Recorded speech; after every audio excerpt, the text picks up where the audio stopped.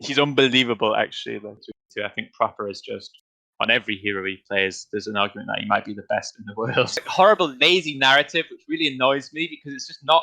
In stage 1, it was the case, right? I can't argue all of our wins came off Reinhardt, but since stage 1 onwards, we've played the meta, and just because we happen to have the best Reinhardt on the planet, which is also, it's unbelievable how being the best Reinhardt in the world somehow is a negative to the rest of your hero pool, you know?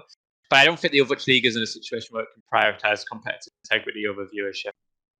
I'm here with ChrisTFer at an interesting time because not only are we in award season, we're also sort of on the home stretch going into the postseason.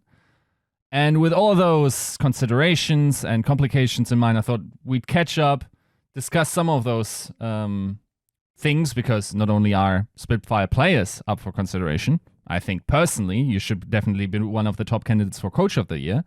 And then, of course, it looks like you guys will be directly qualified, as it looks. Fingers crossed. A lot of Overwatch still has yet to be played. We'll see. Yeah. But generally speaking, just the topics that are coming up for the rest of the season. So the first thing that I thought I would pick your brain on is awards are an interesting thing, right? Because it feels like they are an imprecise science, but at the same time, they are definitely a tool used in the future as to evaluate players. It's like in the future, nobody really, for instance, discusses the performance of Prophet in Season 1, other than him having won Grand Finals performances, having received 0 MVP votes. Like, that's the Joe next season. He was clearly the best player and whatnot. Yeah. You even think about Carpe a little bit less. I don't think even many players have him on, or members of the community have him on the radar as like one of the top candidates in that regard. So they seem pretty important in evaluating the legacy of a player. So how do you generally think about awards? I mean, I think they're always like relatively unimportant to players and stuff within the community. But I also see like when we see like awards tweets or award posts on Reddit or whatever, they're often the most engaging of anything that happens, right? Like it seems to be like the fans themselves, like the MVP discussions more than anything else that I see like discussed, right? Like more than post-game stuff, more than like the only other thing that does better is like the drama posts when someone fires their whole team on something. They tend to do better. But apart from that, the MVP stuff tends to be about as like highly like interacted with as possible. So I think there's obviously like a healthy thing. Every single sports does it probably for that reason. It's like a good talking point. So I think they're obviously like healthy for the game. Like I suspect that people don't like read too much into them. Although I think across the last few seasons, I think most people have agreed with them. I think last year was like seems really reasonable to me, like the award winners and stuff like that. There's always one or two like role stars once you start to get down where there's no way he was better than this. But for the most part, like I think we're in a situation where I'm yet to see somebody who's been robbed, Yeah, very true. Even though Prophet having 0 nominations in season 1 maybe might be one of the all-time worst. Now, I feel, and this might be, maybe you completely disagree with this, but I feel like nominating and voting for players in Overwatch and coaches in Overwatch is among the hardest in terms of all esports I've ever been part of, and general sports. In general sports, I can at least, look at everyone playing the actual game. I understand the mechanics of a body. I have everyone in view if I want to. That's relevant to the current play. Let's say in football, like the camera probably even has their run paths and everything. Like if I want to, I can look at the player. That's not necessarily the case for Overwatch as much, right? Like the action is constantly happening. We're missing a ton of plays. Yeah, so, DPS focus and stuff like that. Yeah, no, I mean, I agree with you. I think it's difficult. I mean, obviously, I think Coach of the Year and stuff like that is about as difficult. Like, you have absolutely, you're effectively just voting for like a team as opposed to a coach because you have like very like, sometimes coaches you can see there's like a strategic element of thing like a comp here that like because they're not trying to mirror blah blah blah blah blah. But for the most part, it's very like difficult to read. I think with players like it's also difficult because there's obviously so many factors that go into it where every team will say like, oh well, yeah. I mean, there's this narrative of like the proper like resources narrative and stuff like that. Stuff like that is like very hard to gauge. So yeah, I agree. I think it is difficult, but what I do suspect is because we're so involved in Overwatch, I guarantee if you went into a professional football team and you asked them, they will say, yeah, it's not just because he's scoring the goals, he's not the most important player on our team. Actually, this guy who's doing this in the dressing room or is doing like these defensive runs that don't necessarily get the highlight plays, I bet they feel actually very similarly that the rewards only go to the guy that scores the most goals and stuff like that. It's just because we're in Overwatch where we like understand it a little bit better. So we're like, no, actually, this guy is like super underrated if you consider this. I bet it happens in every single sport. The players who actually play the sport, no, this guy's actually so much better than everyone like realizes. Right. Now, there has been a discussion, and you kind of hinted towards that. Like, DPS players seem to get more screen time. And that might be down to, their gameplay generally being more exciting and more transferable, like click head, dopamine shot, right? Yeah. But they also could now be argued, I think, in Overwatch 2 to also be the most impactful role. And it feels to me like the most talent is also sitting in the most skilled, if you want, are sitting in the flex DPS role. So an overrepresentation of nominations in the DPS role doesn't seem ill-fitted as much as the community hates that we're once again probably going to, nominate or vote for a DPS player in the MVP role. How do you think about this? Fully agree. I think it's obviously it's like there's no main support nominations, blah blah blah blah blah. But I think it's really hard to argue for a main support over some of the names that people will end up voting for. Just the nature of the game. I guarantee it happens in every single sport. In football, it's always attackers who get nominated. I don't follow other sports, but I'm sure it's the same stuff. Like in basketball, I guess the guy that scores the most points is the one that gets like MVP and stuff like that. It's just the way of the world, unfortunately. But it's also fair to say that because those guys get the most prestige and also get the most salary, that those positions also attract the best talent, right? I'm sure of it. I'm sure if you take a player like Proper and you put him on other roles, he's probably just as good. Whereas I suspect if you put other roles on his role, there's no way you get the same level of effect. Right. Now, the definition of MVP feels very unsatisfying, especially to the European ear. Like, I feel like the Ballon d'Or definition is way more clear. It's just the best player, period. Right? Yeah. It's not like about bringing value to a team and like if you were to substitute a player, like there's certain ways in which it feels like this nomination or this award is contextualized, like questions like which player would you build a team around the most, or like which team would be the most significantly downgraded if you were to substitute them with a second best player, right? Yeah. Stuff like this seems to be at the heart of the MVP vote. It's not necessarily like who's the absolute best player, but who brings the most value to the team.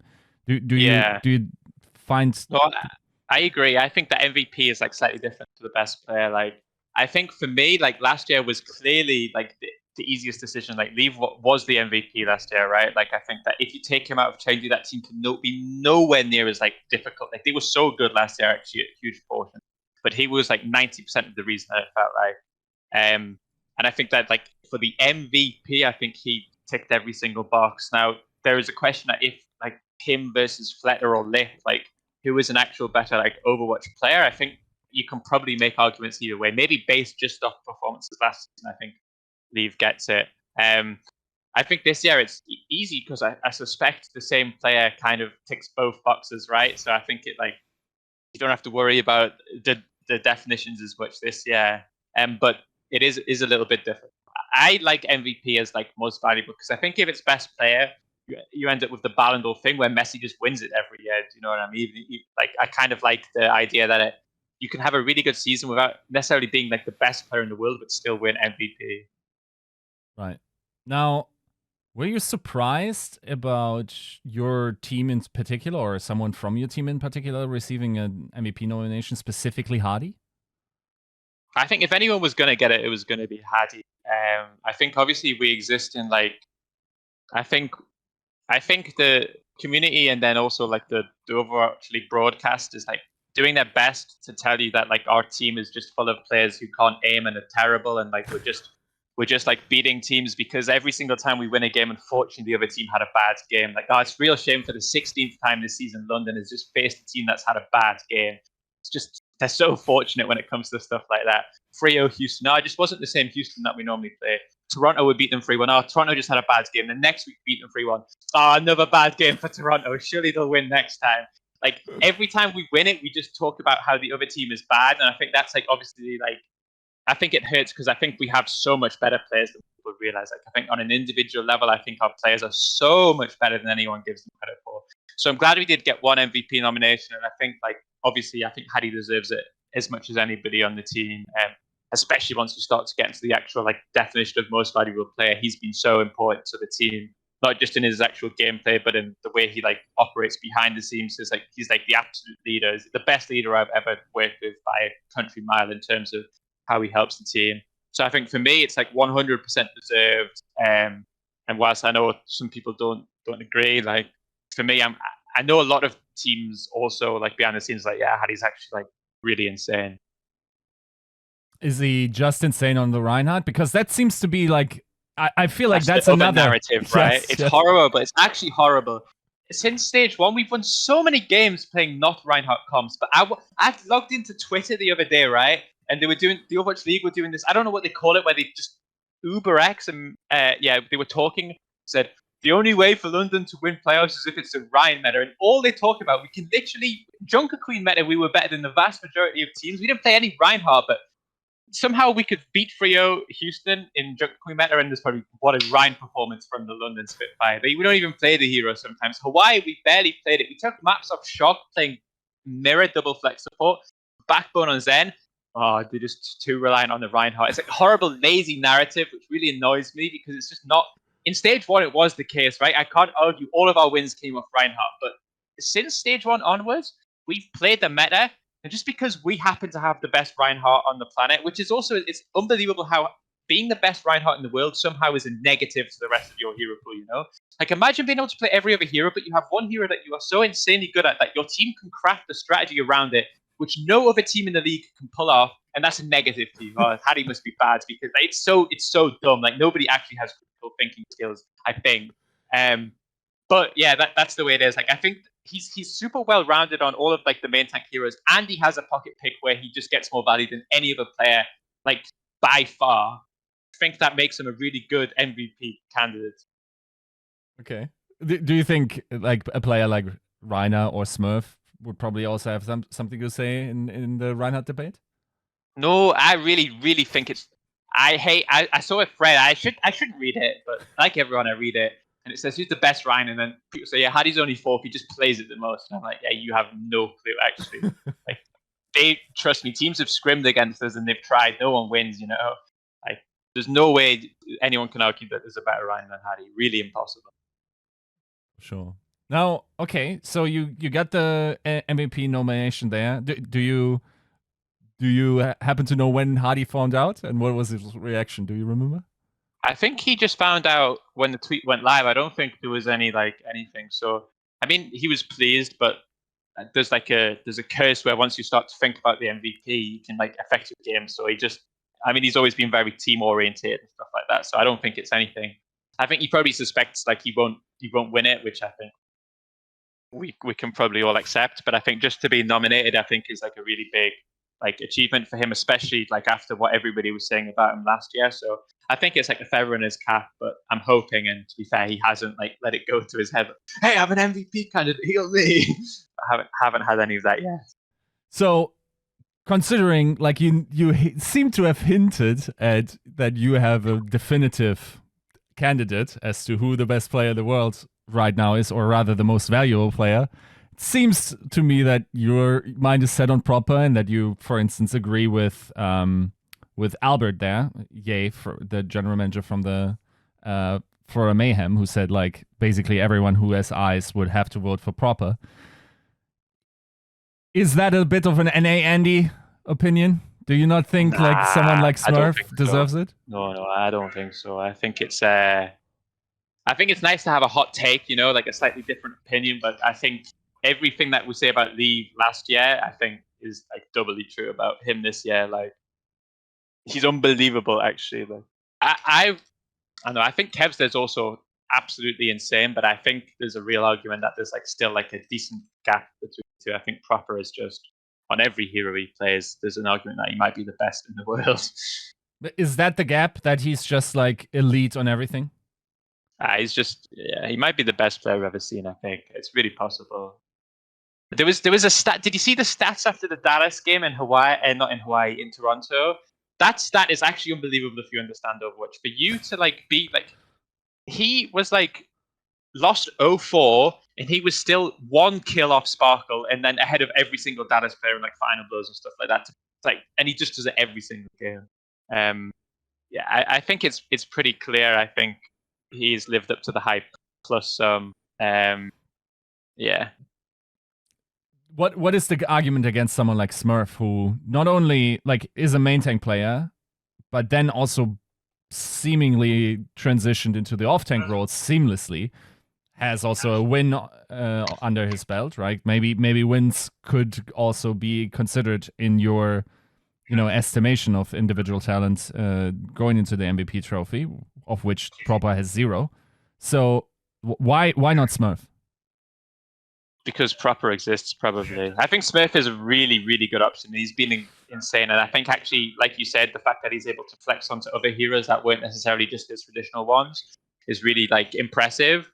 I think in a different league where Proper was still 17, really, really solid argument that is difficult to go against. The same with Kevster, the same with a few guys. But I think, unfortunately, Proper is in the season. Right. Where do you fall on the argument that if Proper gets MVP, he shouldn't get Rookie, or vice versa? I don't see how anyone with a logical brain can make the argument. Because I understand, because we want to give it to 2 separate people, right? But yeah, I think, yeah. Which rookies stand out? Okay, you can't say Proper. Which rookies would you give it to? I think actually, to give you, like, I think Chio from Dallas Fuel is actually really, really incredible. Like a really, really, really, really good player. I think Finn is like actually, especially the start season, was extremely high level. Apart from that, I'm not 100% sure. I think that like Proper is one of those where everyone's just kind of like given up, like looking to give a Proper. I think Zest has been really, really crazy. I think Alpha E was very good at like for the first half of the season, but obviously Spark have had troubles. So yeah, maybe Zest, maybe Chio, and maybe Finn. Right. Do you think there seems to be an interesting pattern where it's not just Proper, right? It feels like this was an exceptionally good rookie season where in prior years, like I feel like the veterancy, and also rest assured, I did the statistical work or saw the statistical work, the importance or the strength of rookies across the league is astronomically up. Is that a thing because of Overwatch 2, or is it just a great year of your rookies? It could be both. I think that we definitely have felt this season that there was players who were good last year who have struggled a lot more on the new game. Like for whatever reason, their style is like, it's been difficult. I think there's a lot of like players who were really like top class last year that you watch now have struggled, and there's maybe an argument that a younger, more rookie aspect ends up being a pretty significant factor in terms of the new game, like how quick they pick it up. Like there's definitely been like a shifting of power, right? Like the players that were here, there's a lot of them have gone down, and then the same thing, like people have come up and they're like a Overwatch 2 legend. Right.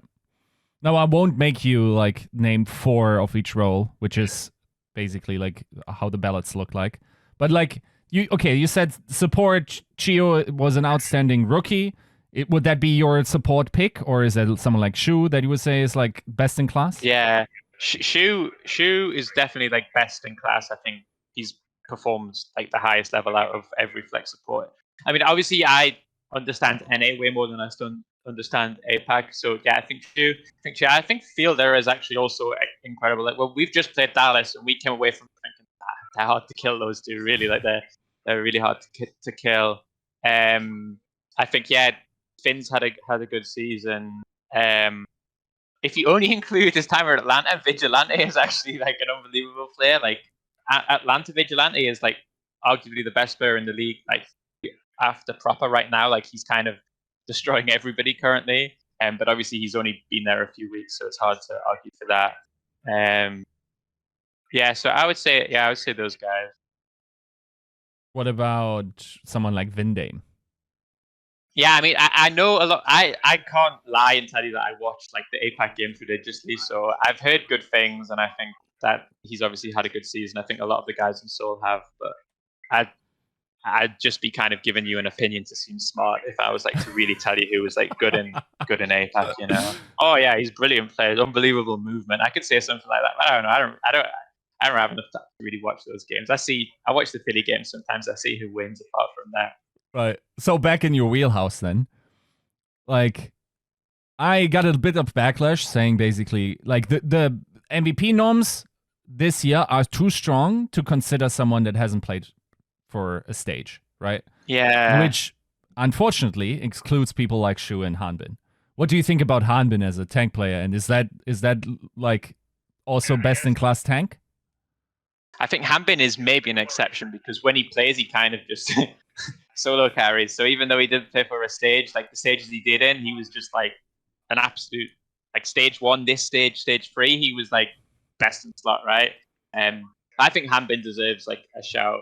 I see your point, but I think for most of it, yeah, like if you've got Proper who's been good every single stage, but I think Hanbin specifically is maybe like an exception to the rule. For sure, yeah. I mean, and then that leaves DPS, and there, I guess we've talked about Kevster, we've talked about Proper. Who would be the other two that you would consider? I think Merritt should get a shout. I think he's been Houston. I think he's super. I think Houston have had a very good season. Like I feel like they're just shy of the top 3, but they've been consistently very good across a lot of metas, and I think. For us internally, he's always been the most difficult. I think Pelican's been good too, but maybe not quite as good as the previous layers. I think for the first half of the season, Kai was like deadlifting Atlanta, and obviously now they're playing their best stuff and he's not playing. There's a hint of irony, but I think Kai's been. I mean, he's just insane, isn't he? Really. I think Hisu's actually had such a good season. I know it's so stacked though, right? Because Hisu's had an unbelievable season. I think.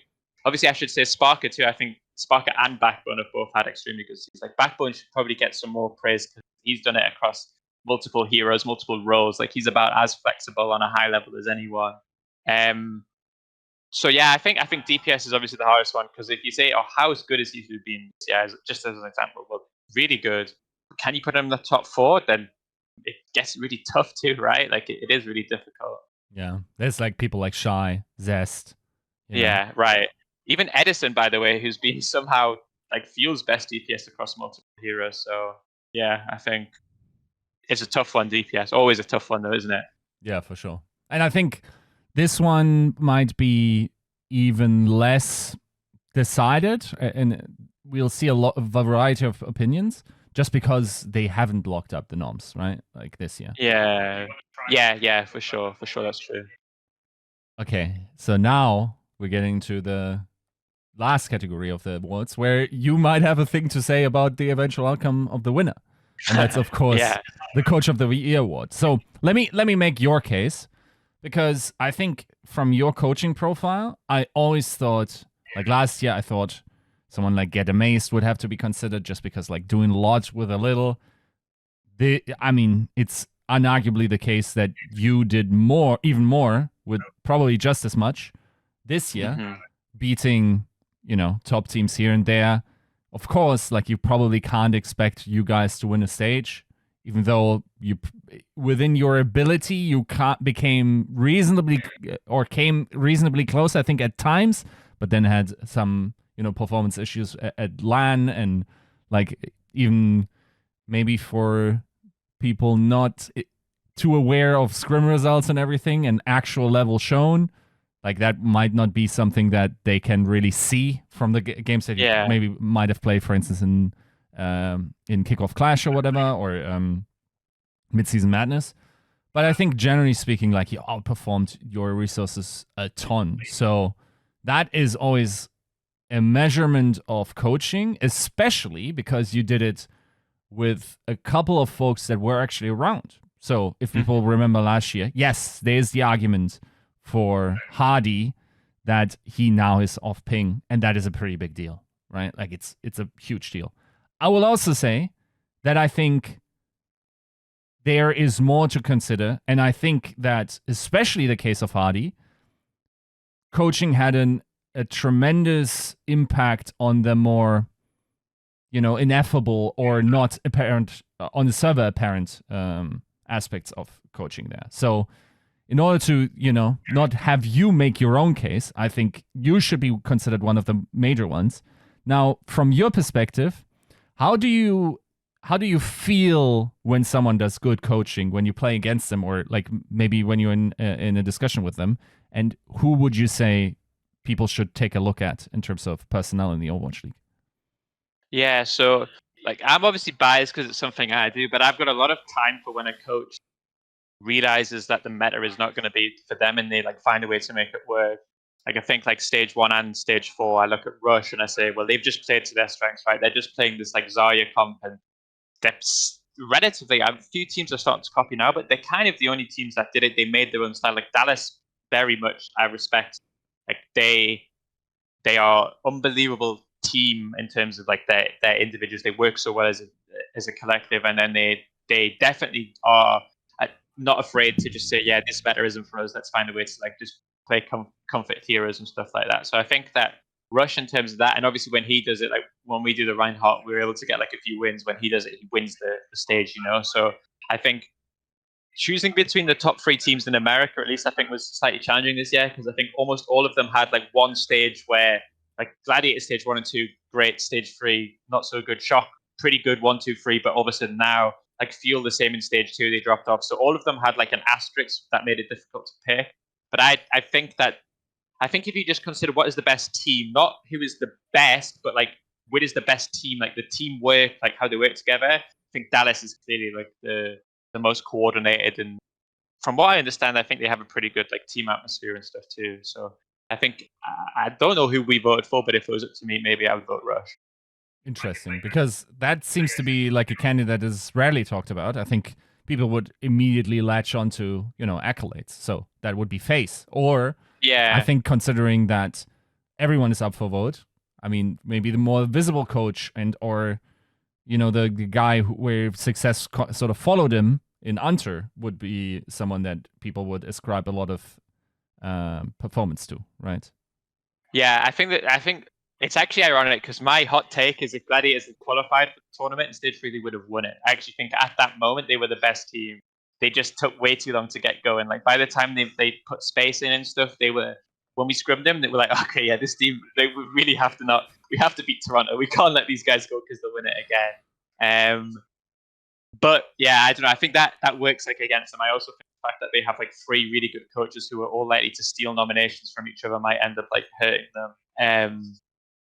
But yeah, I think if they'd qualified and they'd won stage 3, I think it was quite easy to say like 100% FaZe. But I mean, I don't know. I'm not like here to shit talk, but I'm also like, yeah, that roster is just so good. It actually can't not qualify for like a stage, even if they were the best team, ironically, at the end of the stage. I honestly I kind of dislike that we now opened it up for everyone on staff, because it felt like the head coach name was just symbolic for the entire team. Yeah. And if you, well, right? That's effectively what you're voting for, right? You're like just voting which team do you think has done like the best job compared to it. Like, if you vote for me, you have absolutely no idea how much or little coaching I do. Maybe I do a lot, maybe I do nothing. It's the same for all of these teams. Like, I hear stories of some teams who like their coaches are extremely fun. I hear stories of coaches who don't like do as much, but as like the general public, you can only vote for what you see. So that's obviously with coach of the year specifically, I think that's what it gets the most challenging to vote, is because it's just don't really know who is the best coach, and it's why like whoever ends up winning it, I'm sure will admit, yeah, it's like they voted for the team. Do you know what I mean? Like the team that did everything, like put together the best results or overperformed the best or whatever. It's hard to take like all of the credit from people who don't know what you've done. It also feels like Especially from the strategic side, certain coaches have certain strengths in terms of what kind of meta archetypes they bring to the table. So, for instance, famously, someone like Junkbug understands Rush and like Goats extremely well, and that has followed his teams. And whenever that comes on, like his teams are probably going to have a spike in performance during those metas if it can be helped or if he has the personnel. And then also like the absence of Junkbug can be felt for someone like the Shock at times, right?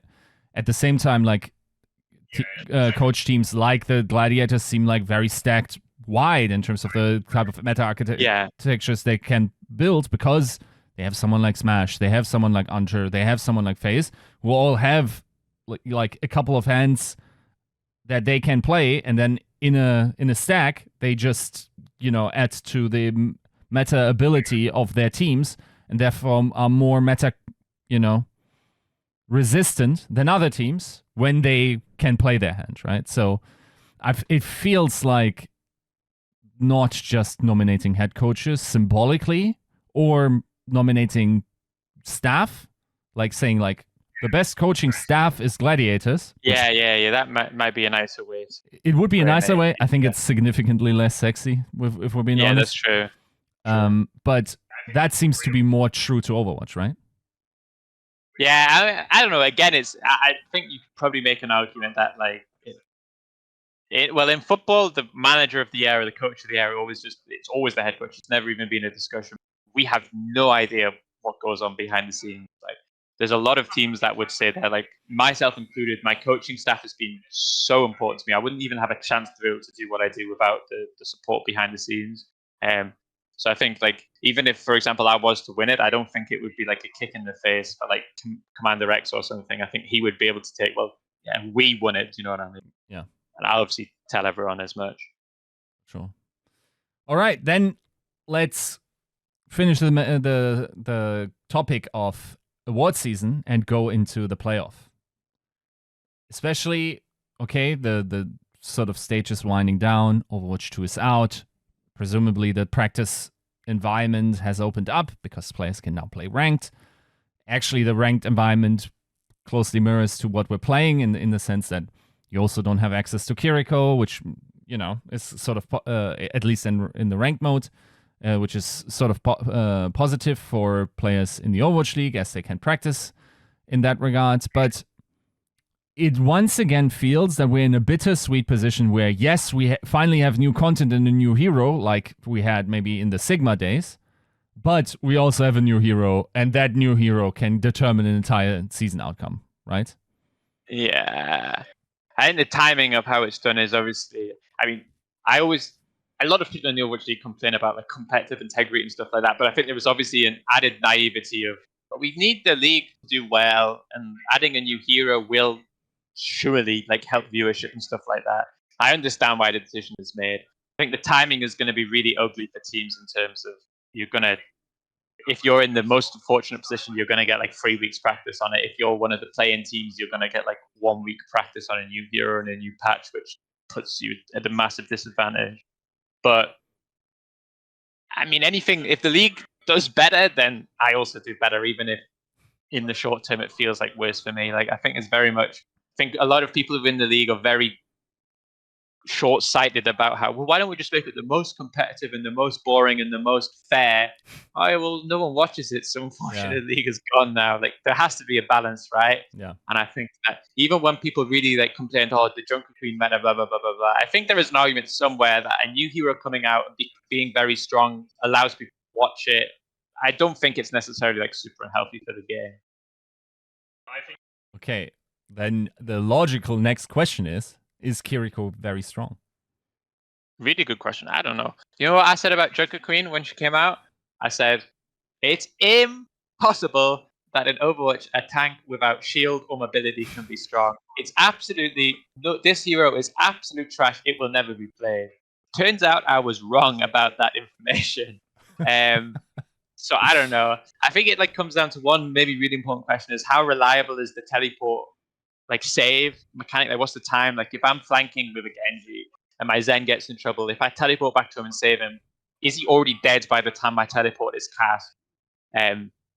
If if it's reliable where I can flank headshot some people and then just instantly like come in invulnerability my arrows, then I think the hero has an incredible amount of play style. If it feels like it's just too easy to dive the flex support, if like the Kiriko isn't already with her, then maybe it's not good. But I'm starting in my old age to lean towards if a new hero comes out, it's probably busted. Sojourn, when we were playing her before the season started, obviously the nerf that before stage 1 was unbelievably overtuned, like almost unlosable. You had to, it was 100% mandatory, and even now I think the hero is incredibly strong.